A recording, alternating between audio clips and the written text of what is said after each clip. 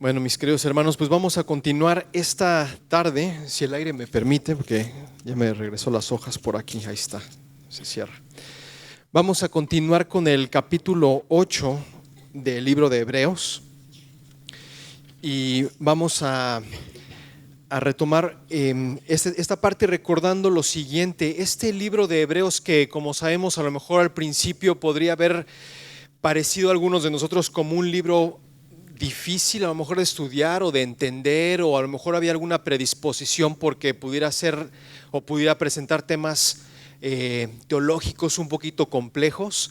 Pues al contrario, creo que ha sido una gran bendición y lo hemos visto de una forma tan práctica en su forma de aplicarlo, y también tan clara y tan evidente en cuanto a la revelación del tema central de este libro, ¿verdad? Y en cuanto a aplicaciones prácticas, ha sido un libro que nos ha exhortado, como toda la palabra de Dios, ¿verdad? Porque eso es lo que dice justamente en Hebreos 4:12. Y nos ha expuesto la necesidad que tenemos de atender con diligencia todas las cosas que hemos escuchado, ¿verdad? Para no deslizarnos, estar atentos. Y también nos ha estado exhortando a retener firmes nuestra fe, la profesión de nuestra fe, a retenerla, a ocuparnos en procurarla a través de la lectura y de la reflexión diaria de su palabra. Nos ha estado pidiendo que examinemos nuestros corazones para evitar que seamos endurecidos por el engaño del pecado, ¿verdad? Que consideremos cada uno todos los días, y dice además que nos exhortemos también unos a otros cada cuánto, todos los días, ¿verdad? Ese es parte del propósito que como cuerpo de Cristo estamos llamados a hacer, exhortarnos como hermanos los unos a los otros. Por cierto, un comentario ahorita viene a mi mente, algo que he estado reflexionando acerca de esto esta semana. Hace un par de semanas mi papá tuvo una cirugía. Ellos viven en la Ciudad de México y ellos se congregan en una iglesia, igual también se predica la palabra de Dios, es una iglesia muy grande. Pero algo que reflexioné durante esos días es algo que a veces nosotros damos por un hecho. Yo, entre sueños, un par de días antes de la cirugía de mi papá, desperté con la angustia de saber que, aún a pesar de que mis papás llevan yendo a esta iglesia a lo mejor un poco más de 3 años y constantemente están ahí los domingos, etcétera, yo sabía que iban a llegar mis papás al hospital y no iba a haber algún hermano o alguna hermana que estuviera ahí para orar con ellos. No había un grupo ahí de WhatsApp para estar orando los unos por los otros. No había alguien que llegara a casa de mis papás a visitarlos, para animarlos, para dar testimonio delante de mis hermanos que a lo mejor no han venido a los pies de Cristo. No había nada de eso. Y cuando leo estas palabras de Hebreos que me dicen que nos exhortemos los unos a los otros, me recuerda este papel que como cuerpo tenemos y el privilegio que el Señor nos ha dado como cuerpo de Cristo al tener esto los domingos, y las células y la comunión fuera de células. Probablemente muchos de nosotros el día de ayer, en un sábado, pudimos tener comunión con algún hermano más de la iglesia. Probablemente es nuestro grupo de convivencia, ¿no? A lo mejor hay un amigo que el Señor ha levantado en el Señor. Y es importante que reconozcamos ese privilegio, porque hay veces que vivimos nuestra vida en el afán, en el día a día, y nos olvidamos de darle gracias y alabar al Señor por esta bendición que nos ha dado de estar congregados y de tener a un hermano con quien orar, a un hermano con quien llorar, a un hermano con quien gozarnos y alegrarnos a través de su palabra, y seguir exhortándonos los unos a los otros. Esa es una invitación que la palabra nos ha hecho a través de este libro. Y también nos ha exhortado a entrar en su reposo, recordando que en la obra redentora de Cristo está nuestro reposo, en ningún otro lugar más. Y también nos ha invitado a dejar de ser niños, ¿verdad? Y su palabra hace algunas semanas nos habló fuertemente para decir que es necesario que seamos ya maestros y no niños, y no en la actitud de ser un maestro arrogante, sino con el entendimiento de saber que yo tengo que ser maestro porque tengo que compartir la palabra, primeramente en casa y luego hasta donde el Señor me lo pida. Esto nos ha exhortado la carta de Hebreos, que comamos comida sólida para poder estar compartiendo y siendo maestros, a no ser perezosos y sobre todo a ser pacientes aguardando la promesa. Eso todo nos ha estado exhortando el libro de Hebreos de forma muy práctica. Pero como les comentaba, eso no es el meollo del asunto. Esas son aplicaciones muy padres para nuestra vida, Pero el tema central del libro de Hebreos, como lo es de toda la Escritura, es que Jesús es supremo a todo.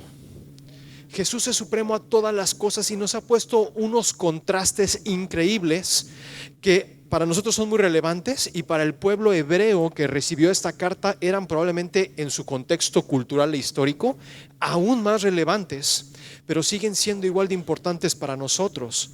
Y vimos a este Jesús mencionado como mayor que los profetas, porque los profetas hablaban de aquel que habría de venir, pero Jesús es el que vino. Y no solamente eso, pero ahora nos habla el Padre a través del Hijo, y esas palabras son espíritu y son vida, y son las palabras del Señor las que nos tienen a ti y a mí sostenidos este día, hoy aquí. Por eso es tanto más superior que los profetas, pero también tanto más superior que los ángeles.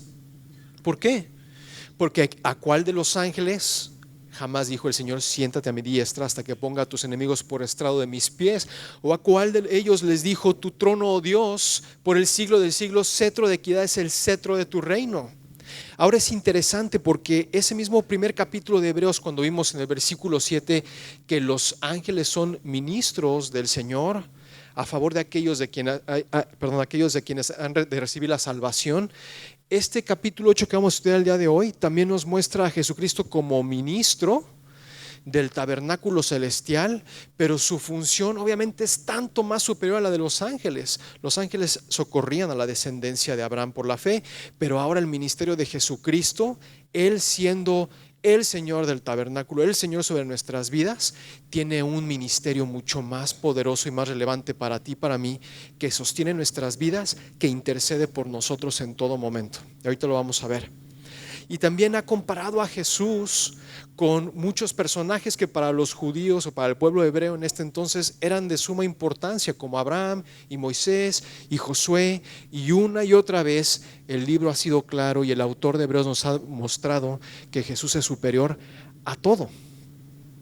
Hace un par de semanas vimos que la supremacía de Jesucristo obviamente también tenía una relevancia especial, porque Jesús fue declarado sumo sacerdote según el orden de Melquisedec, un orden mucho más alto que el orden arónico o levítico que había hasta el tiempo de Jesús. Y sabíamos que era importante que este sacerdocio, el cual Dios juró por sí mismo que sería declarado Jesús como este sacerdote, es el sacerdocio vigente que tenemos hasta el día de hoy hoy en día.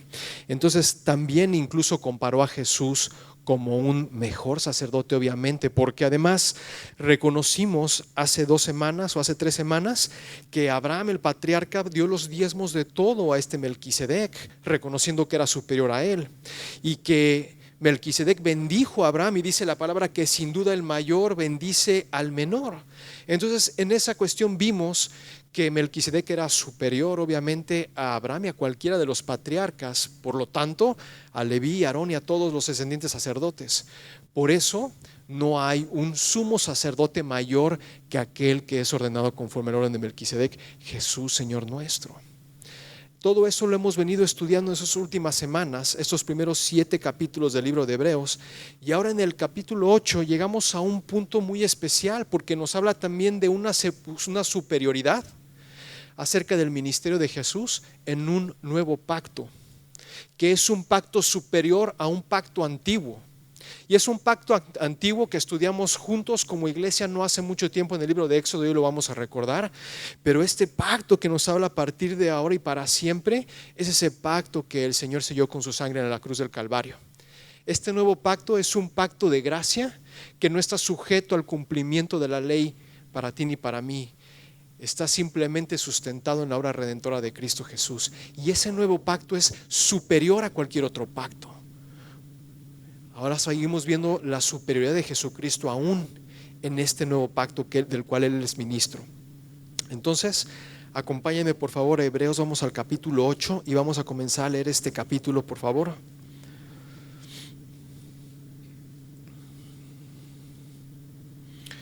Hebreos 8, versículos del 1 al 3. Esto dice la palabra de Dios. Ahora bien, el punto principal de lo que venimos diciendo es que tenemos tal sumo sacerdote, el cual se sentó a la diestra del trono de la majestad en los cielos, ministro del santuario y de aquel verdadero tabernáculo que levantó el Señor y no el hombre. Porque todo sumo sacerdote está constituido para presentar ofrendas y sacrificios, por lo cual es necesario que también éste tenga algo que ofrecer. Entonces vemos aquí unos puntos maravillosos. El primer versículo desde ahí nos muestra que Jesús se sentó a la diestra del trono de la majestad, y a lo mejor es una palabra muy sutil, pero esto es increíble porque vamos a ver más adelante, como ya lo habíamos aprendido, que el tabernáculo que levantó Moisés y el pueblo de Israel ahí en el Sinaí, o a las faldas del Sinaí, estaba construido en base a un modelo que le había sido mostrado a Moisés, a un modelo celestial. Y si entonces recordamos cuando estudiamos el libro de Éxodo cómo era este modelo que Moisés e Israel construyeron, pues veíamos sobre todo en el lugar santo, donde se encontraba la mesa de los panes y el altar y el candelero. No había ninguna silla, era un lugar en el que los sacerdotes entraban y se ponían a chambear. Había que cambiar los panes, había que encender las lámparas, había que quemar el incienso. Incluso el sumo sacerdote, cuando entraba una vez al año al lugar santísimo, entraba a realizar una actividad para derramar la sangre sobre la tapa del propiciatorio. Y entonces era un lugar de trabajo, era un lugar en donde el ministro o los ministros que ministraban ese tabernáculo entraban a realizar una actividad a favor del pueblo. Pero ahora vemos a través de este primer versículo en Hebreos 8 que Jesucristo está en ese tabernáculo celestial, pero está en una posición, está sentado. Lo que quiere decir que su obra ha sido concluida. Él concluyó esa obra en la cruz y ya no hay más trabajo ni más sacrificio que presentar. Cristo lo hizo de una vez y para siempre, y por eso es que está sentado a la diestra del trono de la majestad. Ahora, recordamos también que a la diestra no significa necesariamente a la derecha del trono, sino en un sentido figurativo en la autoridad de Dios mismo, porque Dios le ha sujetado toda autoridad a Cristo Jesús. Entonces, ahora piensa la implicación que tiene para tu vida y para mi vida. Él, como ministro de este nuevo pacto que estudiaremos hoy, está sentado porque ya ha sido completado ese pacto y es se sostiene por la eternidad y tiene toda la autoridad sobre la creación, sobre nuestras vidas. Esas son las características de este nuevo pacto. Ahora, dice el versículo 3 también que es importante que toda persona que está llevando a cabo una función de sacerdocio presente ofrendas y sacrificios. Dice, por lo cual también es necesario que refiriéndose a Jesús, presente también algo, tenga algo que presentar. No podía llegar con las manos vacías siendo sacerdote.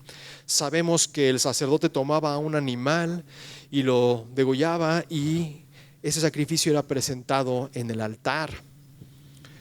Entonces es importante, dice la palabra, que este sacerdote también tuviera algo que ofrecer.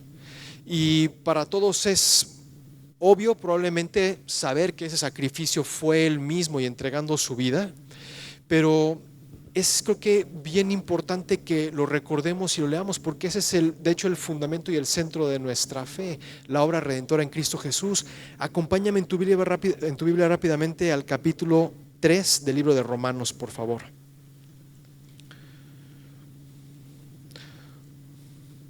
Romanos 3. Estamos hablando de que este sacerdote, Jesús, tenía algo que ofrecer, era importante que tuviera algo que ofrecer. Romanos 3, versículo 21. Dice así: pero ahora, aparte de la ley, se ha manifestado la justicia de Dios, testificada por la ley y por los profetas, la justicia de Dios por medio de la fe en Jesucristo para todos los que creen en Él, porque no hay diferencia, por cuanto todos pecaron y están destituidos de la gloria de Dios. Una pausa y hasta un segundito. Para mí no es gravoso y para nosotros es seguro recordar estas palabras. Dice la palabra de Dios que por cuanto todos pecamos, ¿verdad? Todos pecaron. Y es importante porque este pecado que es condición nuestra, que es nuestra naturaleza, es justamente lo que nos impide estar en comunión con nuestro Dios, porque Él es un Dios santo, el cual no puede tener esa comunión con el pecado. Y al nosotros haber pecado, estamos destituidos, estamos separados. Y esa separación, justamente, ese espacio que se crea entre el hombre pecador, entre tú y yo, y el Dios creador del cielo justo y santo, es el espacio, es el puente que tiene que tenderse.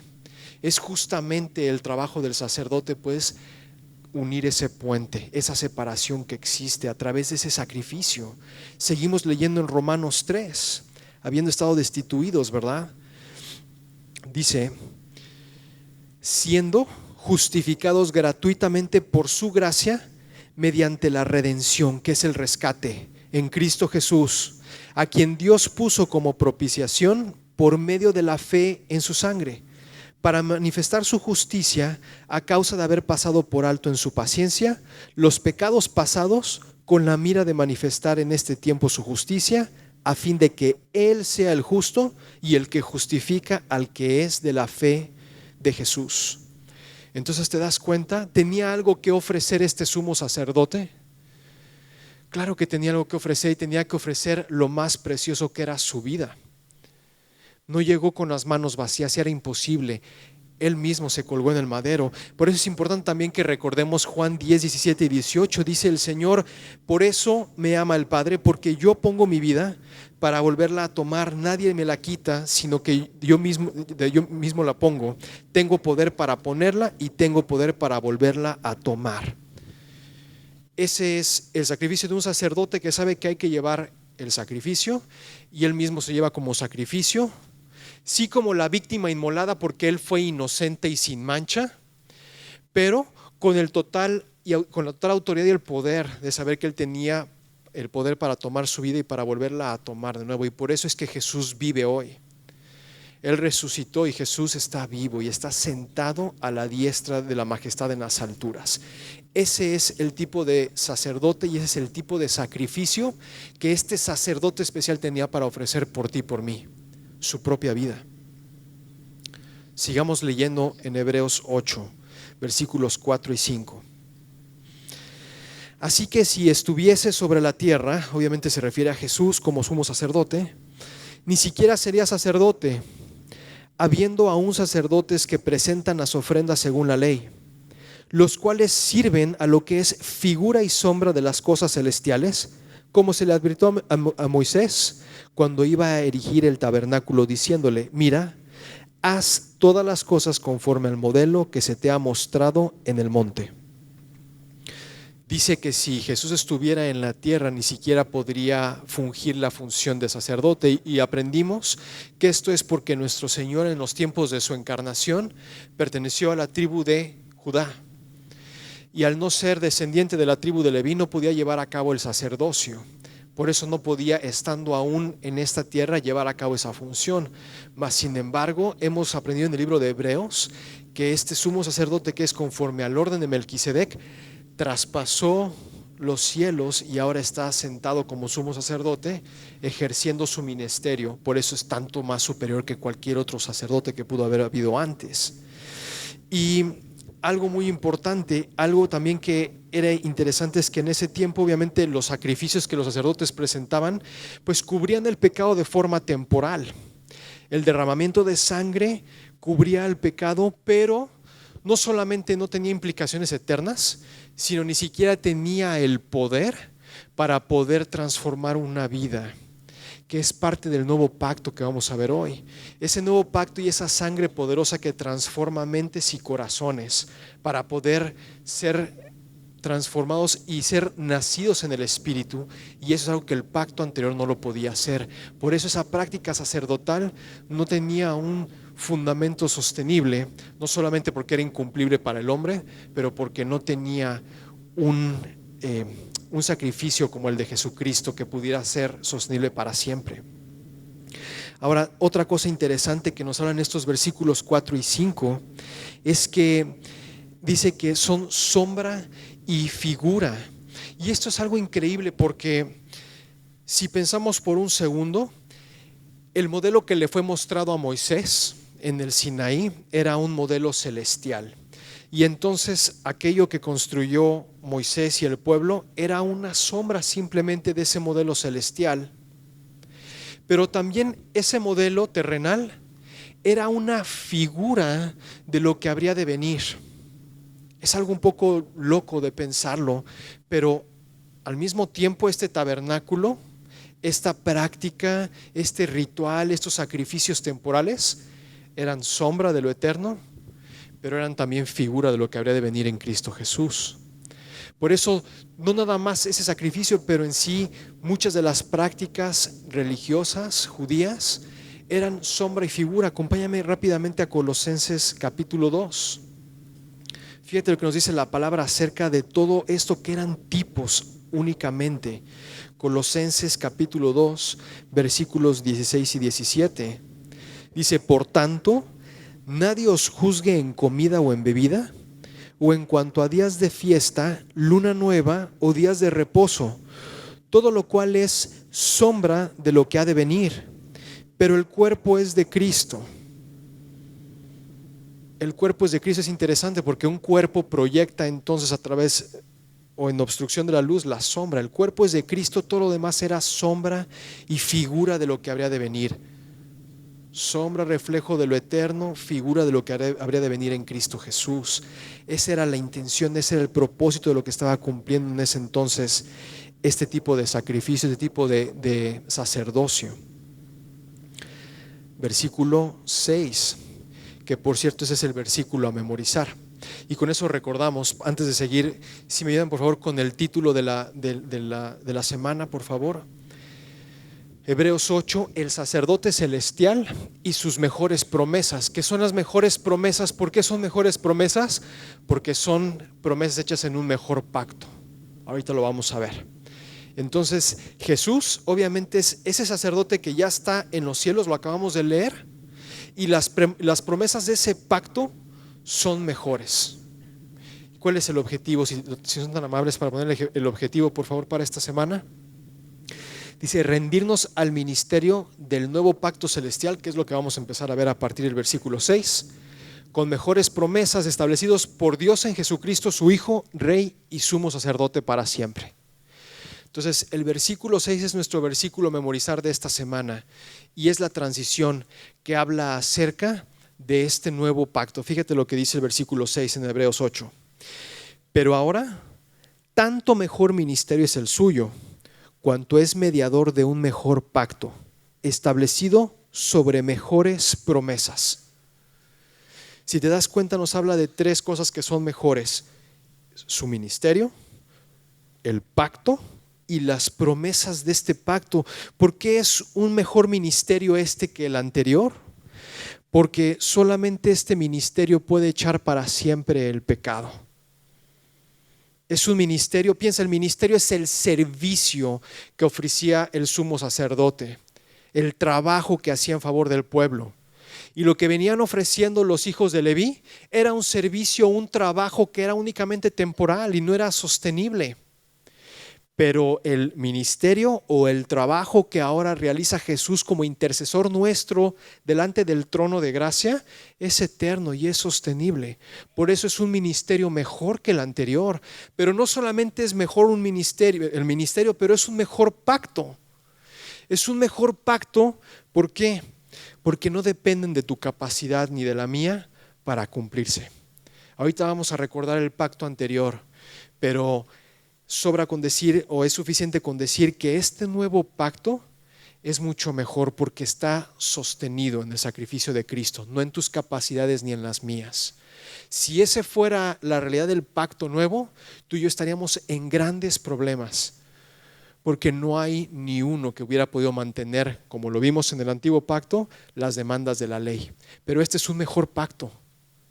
Este es un mejor pacto. Y no solamente es un mejor ministerio y un mejor pacto, pero tiene mejores promesas. Porque las promesas del pacto anterior no eran eternas. Dios prometió, y te lo vamos a ver en Éxodo 19 y en Éxodo 24, le dijo a Israel: si tú guardares mis mandamientos, entonces serás mi especial tesoro y serás una nación de sacerdotes.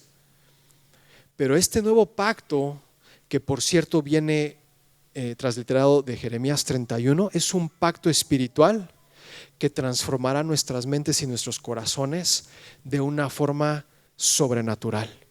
Tiene mejores promesas. Por eso, como todo lo que hemos venido viendo en los primeros 7 capítulos, a Jesús como superior a todo y su sacerdocio como mejor al sacerdocio arónico, pues ahora de mucho mayor razón este pacto, este nuevo pacto, es un pacto mucho más superior que el pacto antiguo. Y eso es lo que Hebreos 8 nos va a seguir mostrando. Sigamos leyendo, acompáñame ahí por favor. Es más, acompáñame rápidamente a Éxodo 19. Quiero mostrarte ese momento en el que el Señor estableció ese pacto con el pueblo de Israel. Éxodo 19.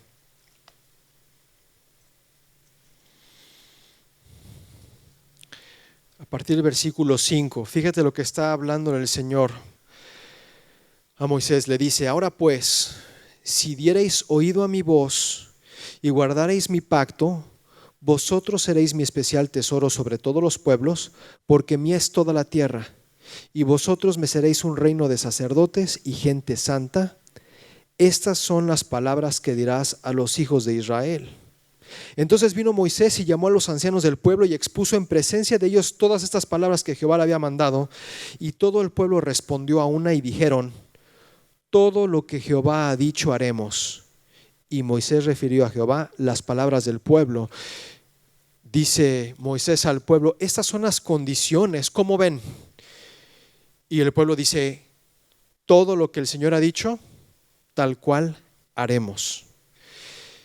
Y sube nuevamente Moisés y vemos en los capítulos 20, 21, 22 y 23 en Éxodo cómo el Señor le entrega la ley, por cierto escrita en 2 tablas de piedra, con todos los 10 mandamientos, pero con muchos mandamientos más.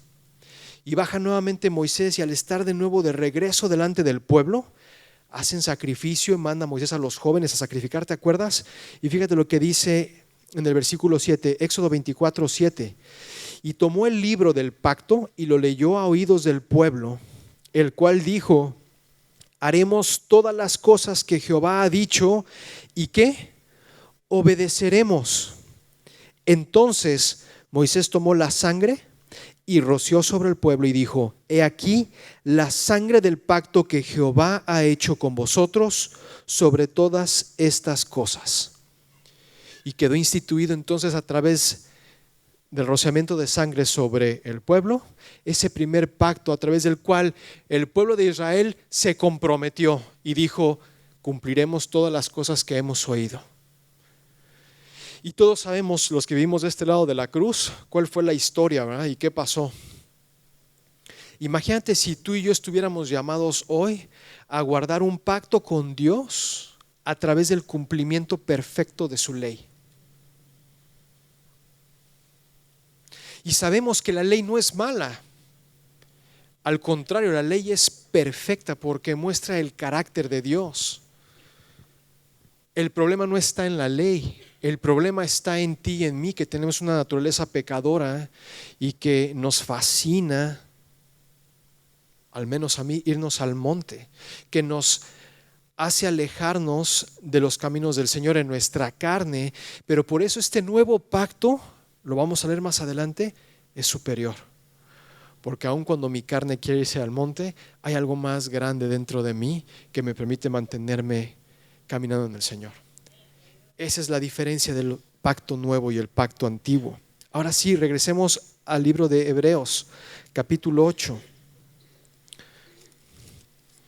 Fíjate lo que dice, ahora sí, a partir del versículo 7 al 9.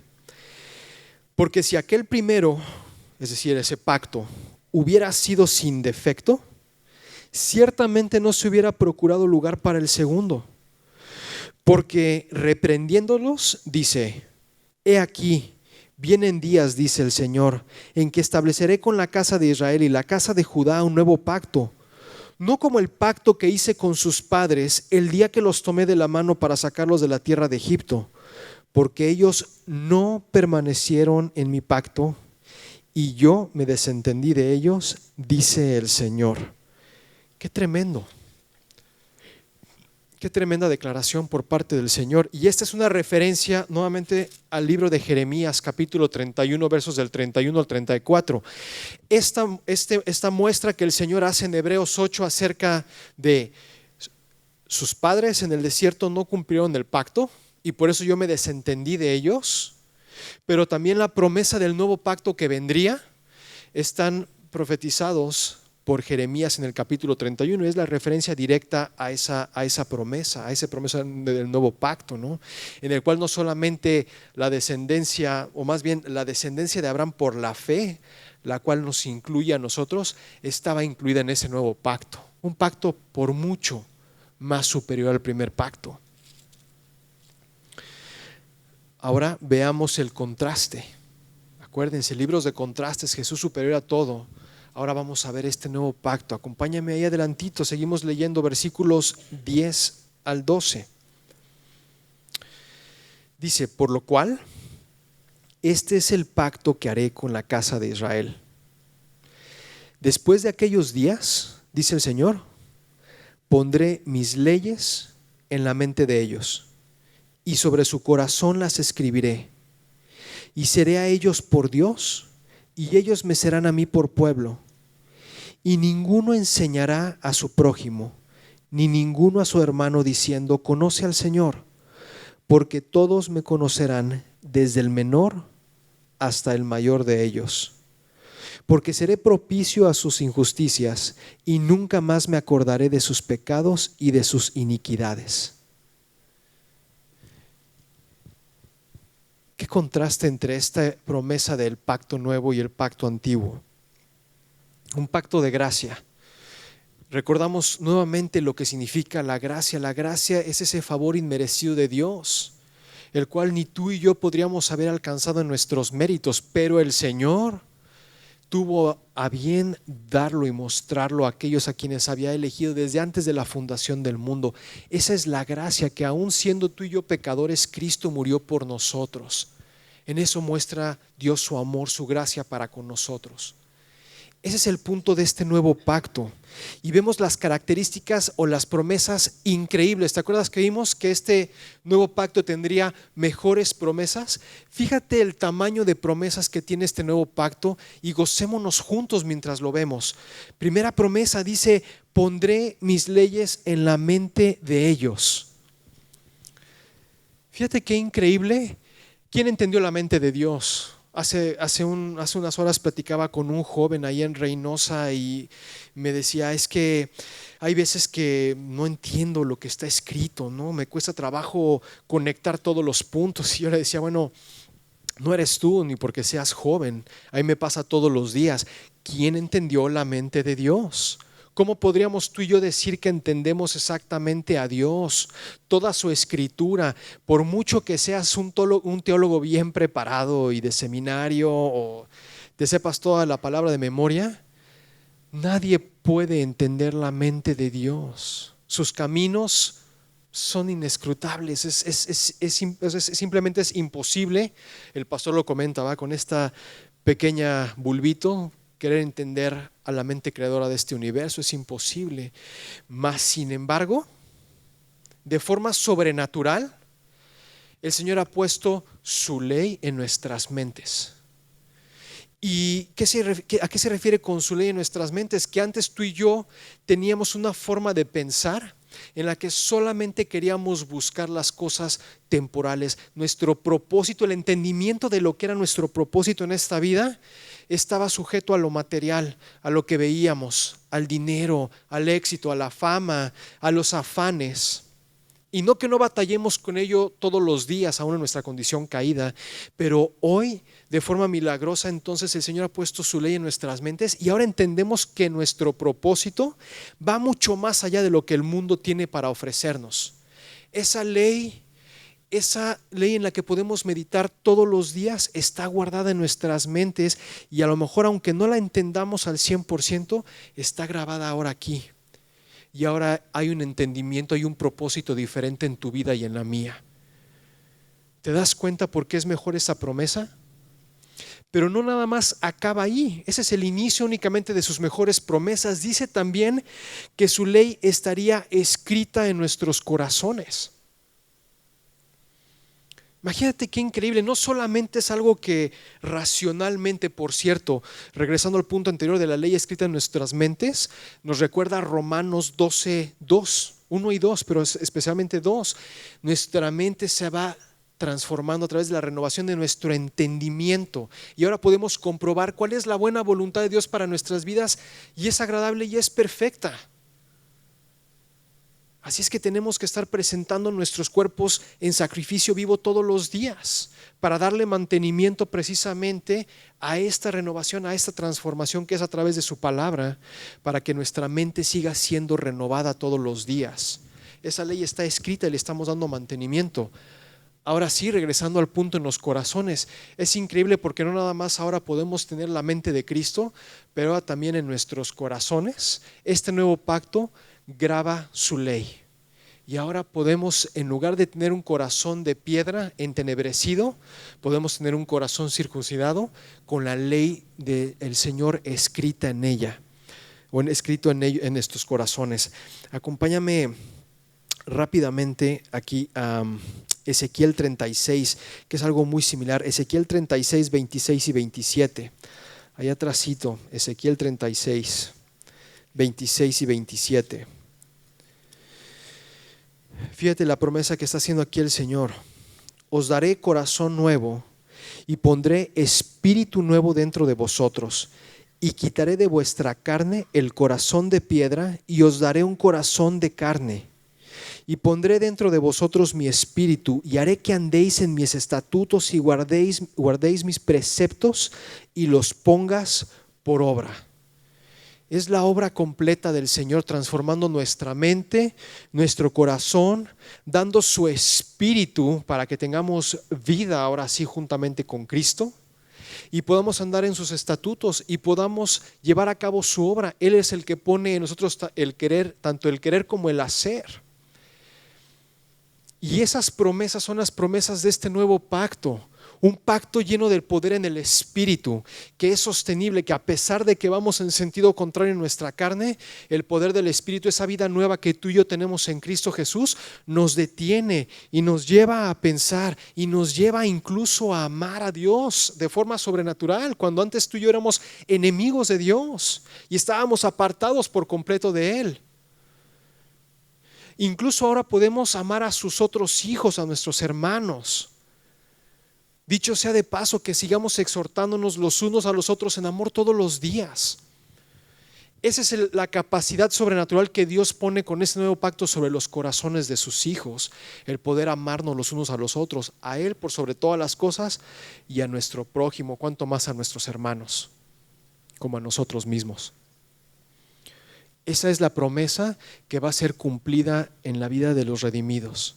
Por eso este pacto es un pacto superior al pacto antiguo, porque tiene ese poder de transformación en la mente y en el corazón de nuestras vidas. Y no acaba ahí. Sigue diciendo que además Él será nuestro Dios y nosotros le seremos a Él por pueblo. ¿Qué mayor seguridad podemos tener que Dios declarando que Él será nuestro Dios eterno y nosotros seremos su pueblo, como lo comentábamos también en el Salmo de la semana anterior? Ovejas somos de su mano, ¿no? Estamos en su prado, guardados por Él. Y eso nos recuerda que aún a pesar de tribulaciones, aún a pesar de problemas que podamos estar viviendo, aún a pesar de circunstancias, de tristeza, de depresión, de muchas cosas que probablemente a veces entran en nuestros corazones, podemos tener la certeza de que Él es nuestro Dios y de que en Él estamos seguros. Como dice Romanos 8, ¿quién nos separará del amor de Dios?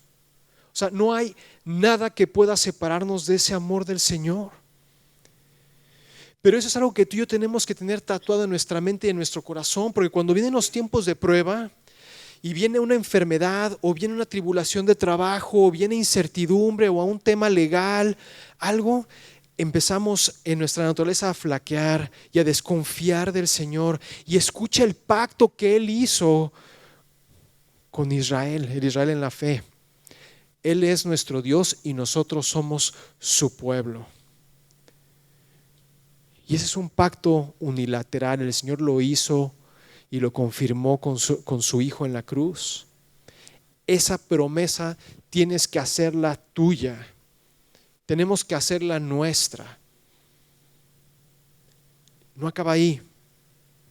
Dice el Señor, todos me conocerán, desde el menor hasta el mayor de ellos.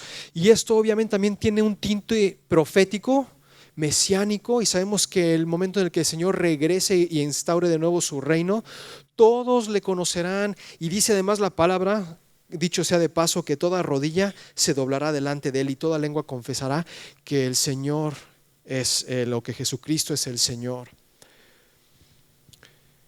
Entonces, no solamente estamos viendo el cumplimiento de este nuevo pacto en nuestras vidas, con mentes, corazones transformadas con la certeza de saber que somos ovejas de su prado, pero también en la confianza y en la certeza de que Él regresará y todas las cosas que están escritas en este libro se cumplirán. Esa es la certeza de este nuevo pacto que tenemos. Y fíjate lo que dice la siguiente declaración, el siguiente beneficio, la siguiente promesa. Dice, seré propicio a sus injusticias. ¿Qué quiere decir aquí propicio? Voy a hacerles oportuno o favorable.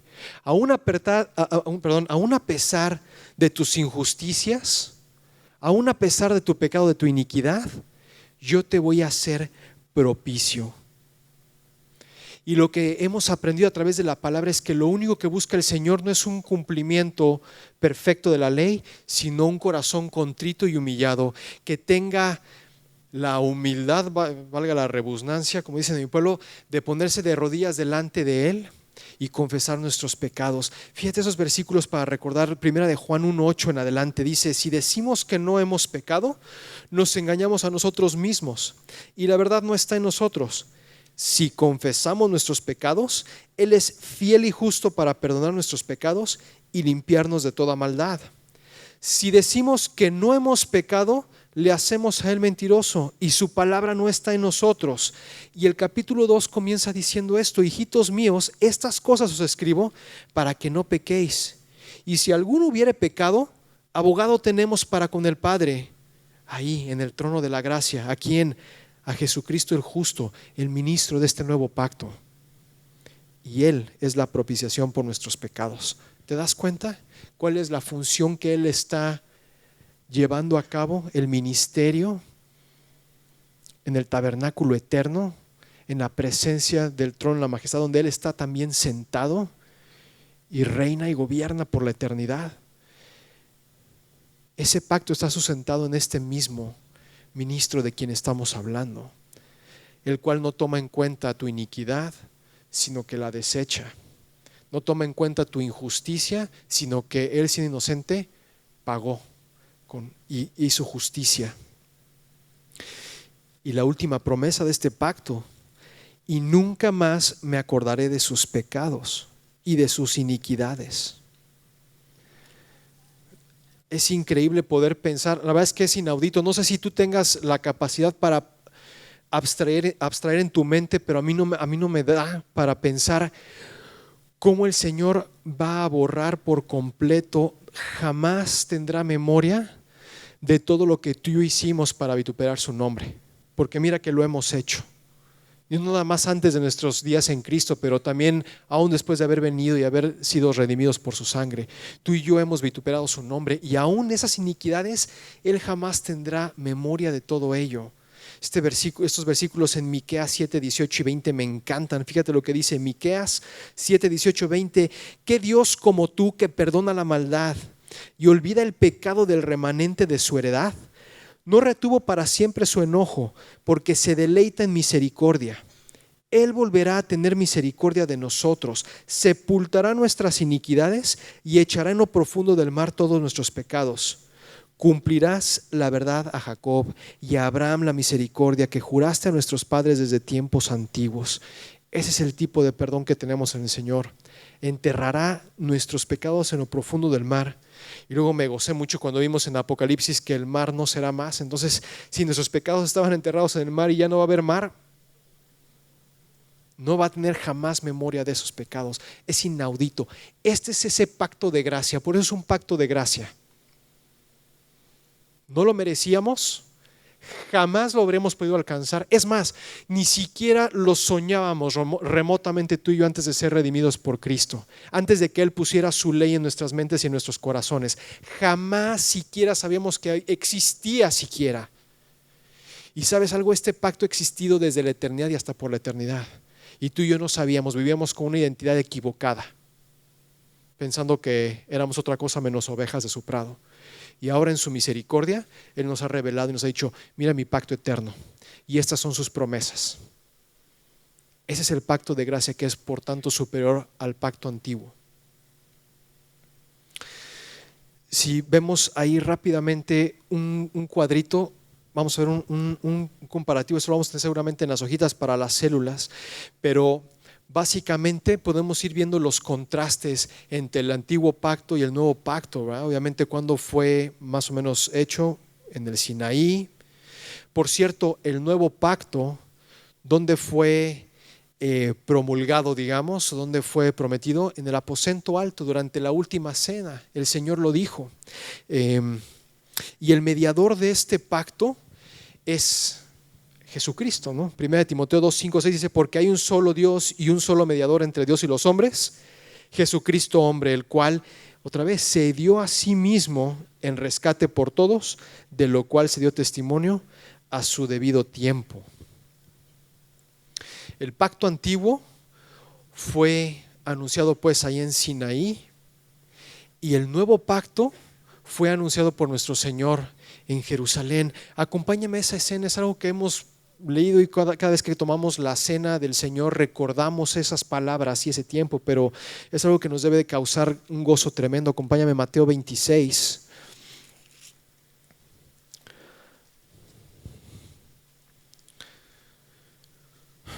Mateo 26, versículos 27 y 28. Desde el 26, Mateo 26, 26, y mientras comían, tomó Jesús el pan y bendijo y lo partió y dio a sus discípulos y dijo, tomad y comed, esto es mi cuerpo.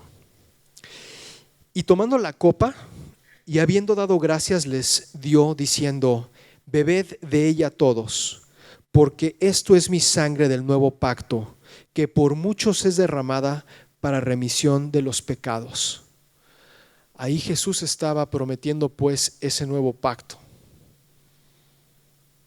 A lo mejor en ese momento sus discípulos no estaban entendiendo exactamente el cumplimiento total de ese pacto nuevo, pero Jesús lo estaba anunciando de una forma simbólica diciendo, esta es la sangre que yo he de derramar, porque todo pacto tenía que ser ratificado con sangre.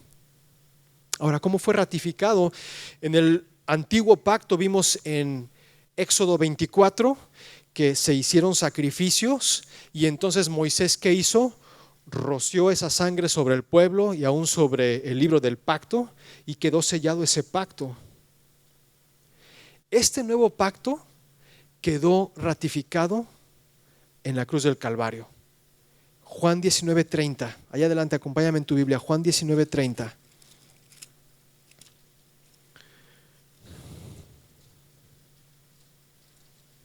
Perdón. Sí, Juan 19:30. Es más, desde el 28, dice Juan 19:28.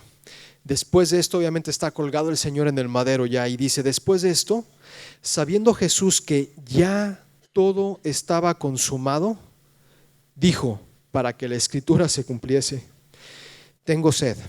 Y estaba allí una vasija llena de vinagre.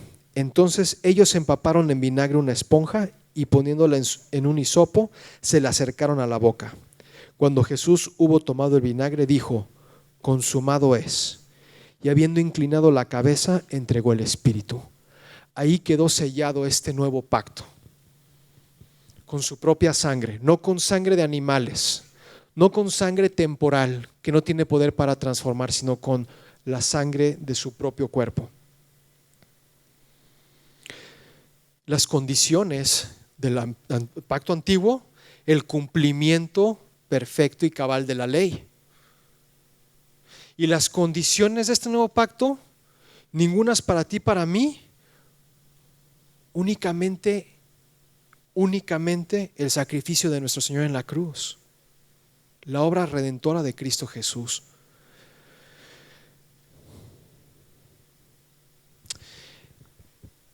El orden sacerdotal, Aarón y Melquisedec, sumo sacerdote para siempre, que no tiene principio de días ni fin de vida. ¿Dónde estuvieron escritos ese primer pacto? En tablas de piedra, ahora como vimos en Ezequiel, en corazones o en tablas de corazón vivo, ¿verdad? En los corazones del pueblo. Y la vigencia del primer pacto pues ya no está vigente. ¿Por qué? Porque obviamente no fue cumplido por una de las partes, que fue el pueblo de Israel. Mas este nuevo pacto es un pacto eterno porque está sustentado en la sangre de Cristo. ¿Qué podría hacerlo terminar su vigencia? No hay nada. Y es la seguridad que tú y yo tenemos en el nuevo pacto. Ahora, un efecto práctico para nuestras vidas es que el cumplimiento de la ley encerraba todo en esclavitud, porque no podía el pueblo librarse a sí mismo, pero ahora el nuevo pacto nos da libertad en Cristo Jesús eterna. Ahora podemos seguir viendo en este capítulo 8 otro balance, otra comparación, si es que pudiera llamársele de alguna forma, entre el pacto antiguo y el pacto nuevo. Como Jesús es superior a todo, igual este pacto que es de Él el ministro, Él el que lo prometió, Él el que lo consumó, Él el que entregó el sacrificio, totalmente superior al pacto antiguo. Vamos a terminar con el último versículo. Regresemos al libro de Hebreos, por favor.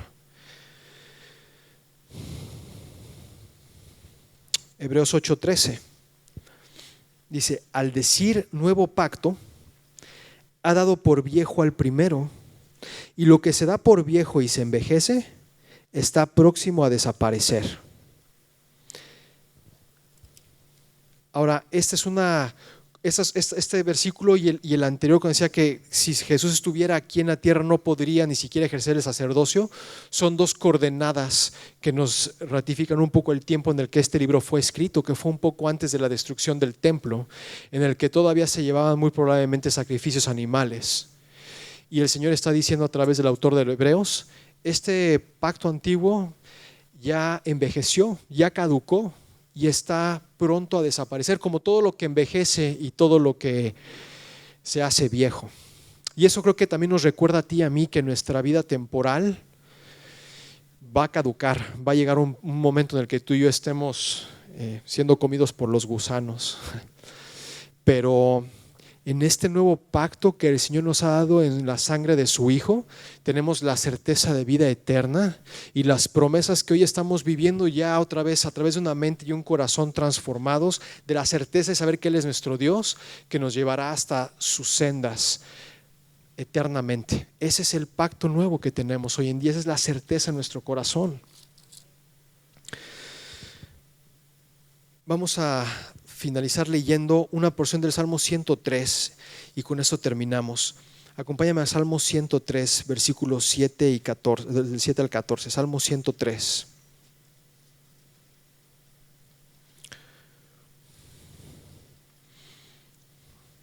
Salmo 103, versículo 7.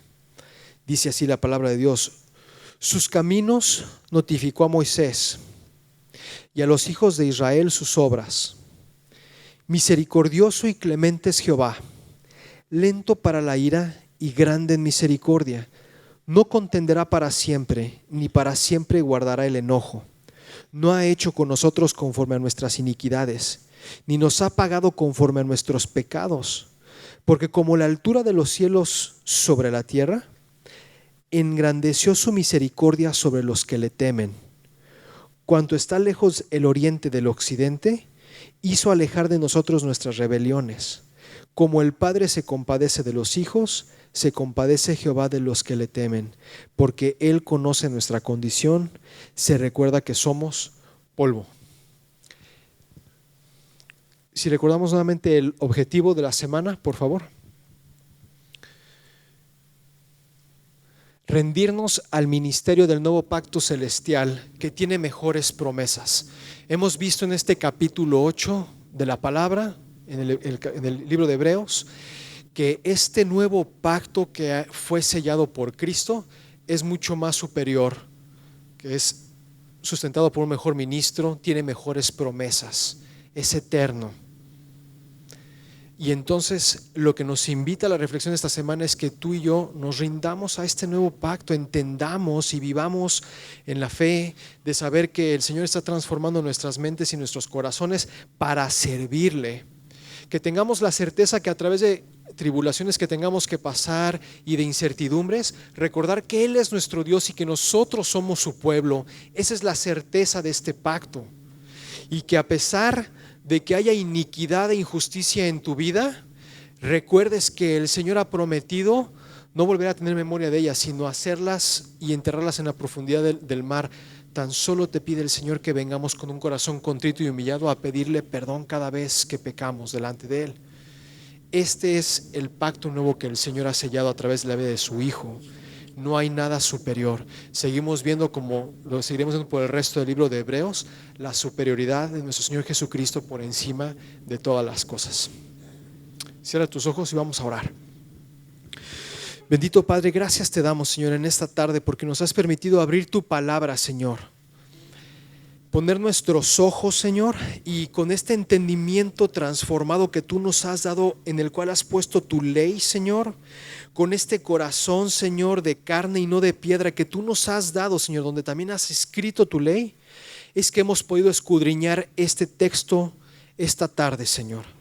Yo te ruego en el nombre precioso de tu Hijo Jesús, Señor, que lo guardes en nuestros corazones, Señor, que nos permitas seguir viviendo, dando evidencia de esa vida transformada, Señor, de que el nuevo pacto en tu Hijo Jesucristo ha cobrado relevancia en nuestras vidas, Señor. Ya no es nada más una teología, Señor, ya no es nada más un conocimiento humano, Señor. Es el poder de tu Espíritu, Señor, en nuestras vidas, transformándonos cada día, Señor. Es la certeza de lo que está escrito en tu palabra, Señor, que aun a pesar de la incapacidad nuestra para poder exponerla, Señor, tu palabra habla por sí misma, Señor. Porque tu palabra, cuando es pronunciada, tiene poder, Señor, para sacar del cautiverio al esclavo, Señor. Porque tu palabra, cuando es expuesta y es leída, Señor, y es recibida por corazones transformados, es capaz de redarguirnos, Señor. Es capaz de transformarnos, de instruirnos, Señor, de guiarnos al arrepentimiento, Señor. Es tu palabra, Señor, la que es suficiente. Es tu palabra la que creó el universo, Señor. Es tu palabra la que sustenta nuestras vidas, Señor. Es tu palabra el ancla de nuestra esperanza, Señor. Y por eso, Señor, como cantábamos hoy, Señor, te damos gracias por tu bendita palabra, Señor. Permite, Señor, que este cuerpo tuyo, Señor, Familia Semilla, aquí en McAllen, Señor, y en Reynosa, y en Monterrey, y en la Ciudad de México, Señor, y hasta el fin de la tierra, Señor, siga teniendo como el máximo tesoro, Señor, como la máxima herencia tuya, Señor, tu palabra, Señor. No somos nada sin ella, Señor. Nuestras capacidades son inútiles y efímeras, Señor. Solamente tu palabra tiene el poder para sostener nuestras vidas, Señor. Yo te ruego en el nombre de Cristo Jesús, Señor, que la grabes, la sigas grabando, Señor, en nuestras mentes y en nuestros corazones. Bendice a mis hermanos, Señor. Bendice a sus familias, bendito Padre. Bendice a sus casas, Señor. Permítenos ver a nuestros hijos, Señor, recibir estas promesas, Señor, este pacto, Señor, que tú sellaste con la vida de tu Hijo Jesús en la cruz. Permítenos ver alcanzar, Señor, las vidas de nuestros hijos, las vidas de nuestros padres, Señor, las vidas de nuestros familiares, de nuestros vecinos, de nuestros compañeros de trabajo, Señor. Que esta palabra tuya del pacto nuevo sea una realidad, Señor. Permítenos ser servidores tuyos, anunciando la fama de tu Hijo Jesucristo, Señor, por toda la tierra. Bendícenos, Padre. Te necesitamos, Señor. Este es tu cuerpo, Señor. Somos tu iglesia. Te anhelamos, Señor. Capacítanos, Padre. Entregamos nuestras vidas, Señor. Y te pedimos, Señor, que tú sigas haciendo la obra en cada uno de nosotros, Señor. Guárdanos en este pacto tuyo, Señor, en el nombre precioso de Cristo Jesús. Amén.